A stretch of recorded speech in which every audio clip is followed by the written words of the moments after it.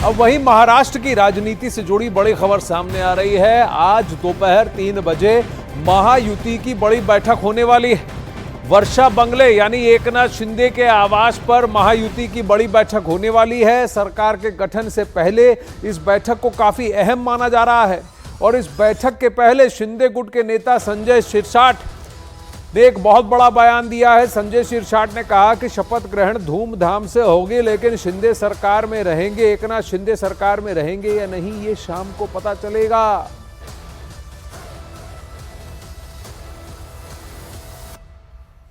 एकनाथ शिंदे जी सरकार में रहेंगे, इसके बारे में आज शाम में पता चलेगा। एकनाथ शिंदे जी सरकार में रहेंगे, इसके बारे में आज शाम में पता चलेगा।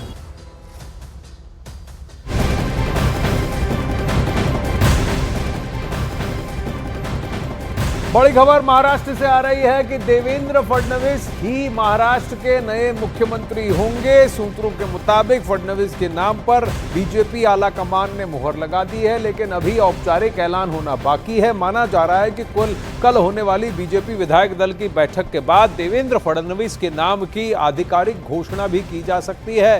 विधायक दल की बैठक के लिए बीजेपी ने निर्मला सीतारमण और विजय रूपानी को पर्यवेक्षक बनाया है और इन दोनों की मौजूदगी में ही महाराष्ट्र के सीएम का नाम तय होगा। बीजेपी नेता विजय रूपानी आज शाम को मुंबई पहुंचेंगे और निर्मला सीतारमण जी कल सुबह मुंबई पहुंचेंगे।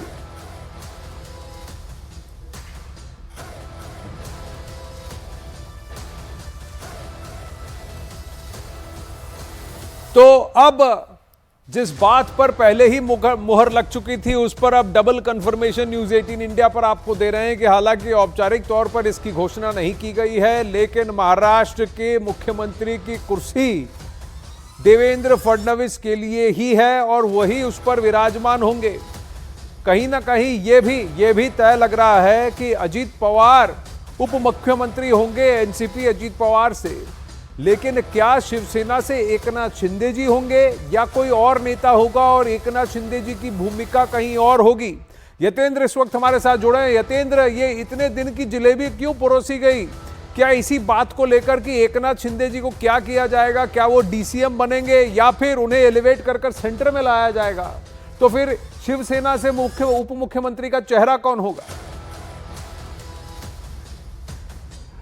देखिए बिल्कुल आनंद, जहां तक इतने दिन की बात है तो अगर बीजेपी की रणनीति देखेंगे, चाहे वो राजस्थान का चुनाव हो, चाहे हरियाणा का चुनाव हो या मध्य प्रदेश का, छत्तीसगढ़ का, यहां पर सभी बीजेपी अपने दम पर चुनाव जीती, लेकिन इसके बावजूद भी 10 से 12 दिन वहां पर मुख्यमंत्री को शपथ दिलाने में लगे। ये बीजेपी की रणनीति है। पूरे शतरंज की सियासत को वो अपने हिसाब से चाल चलाने में माहिर हैं गृह मंत्री अमित शाह और प्रधानमंत्री नरेंद्र मोदी, और वो उसी हिसाब से चलते हैं जब वो खुद दिन तय करते हैं। और इसी तरह से महाराष्ट्र में भी यही क्रम चलता आ रहा है। कहीं कोई विवाद नहीं था, क्योंकि खुद एकनाथ शिंदे ने साफ कर दिया था कि जो गृह मंत्री अमित शाह, प्रधानमंत्री मोदी चाहेंगे वही होगा। और इन सब में जो बाजी मारने की बात है देवेंद्र फडणवीस, आपको ध्यान होगा देवेंद्र फडणवीस ने शतरंज के टूर्नामेंट में कहा था, जब उनसे सवाल किया गया था जब वो पिछला विधानसभा चुनाव हारे थे, कि उन्होंने साफ तौर पर कहा था कि मेरा पानी उतरता देख मेरे किनारे पर घर मत बसा लेना, मैं समंदर हूं और लौट कर वापस आऊंगा। तो सूत्रों का दावा है कि वो समुद्र यानी कि देवेंद्र गंगाधर राव फडणवीस एक बार फिर से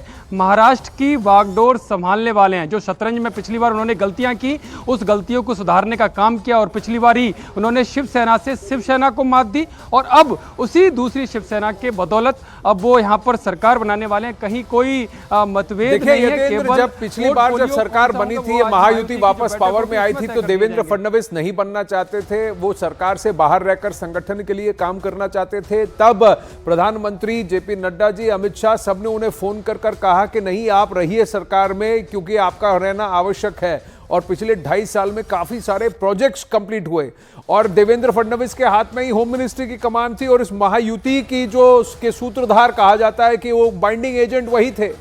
लेकिन इसी में उन्होंने एकनाथ शिंदे जी को भी एस्टैब्लिश होने दिया बतौर एक मुख्यमंत्री, एक चेहरा। Who is Eknath Shinde? कौन है एकनाथ शिंदे? से आज एकनाथ शिंदे महाराष्ट्र का एक बड़ा चेहरा बन गए। अब प्रश्न ये उठता है कि एकनाथ शिंदे जी का क्या होगा, क्योंकि अब संजय शिरसाट ने जो कहा है कि शाम तक बताएंगे कि एकनाथ शिंदे जी सरकार में होंगे कि नहीं, तो क्या कहीं ये क्वेश्चन मार्क, ये प्रश्न है कि एकनाथ शिंदे जी की जगह किसी और को शिवसेना से वहां पर उप मुख्यमंत्री बनाया जाएगा, किसी वरिष्ठ नेता को, और उन्हें बतौर कोई मिनिस्ट्री दी जाएगी और सेंटर पर लाया जाएगा।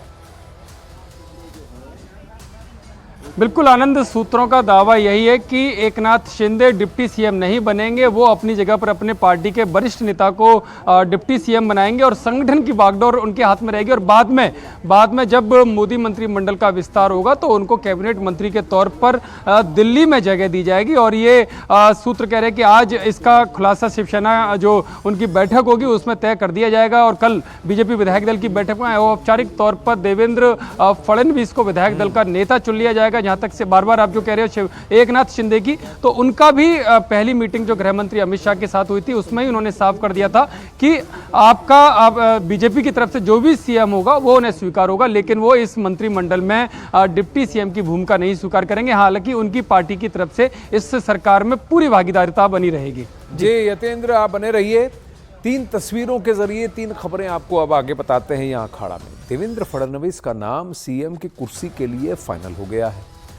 कल बीजेपी विधायक दल की बैठक होने वाली है और इस बैठक में फडणवीस के नाम का आधिकारिक ऐलान कर दिया जाएगा। और तीसरी खबर कि आज महायुति के नेताओं ने आजाद मैदान में शपथ ग्रहण की तैयारियों का जायजा भी लिया है, जहां 5 दिसंबर को महाराष्ट्र की नई सरकार का शपथ ग्रहण होगा।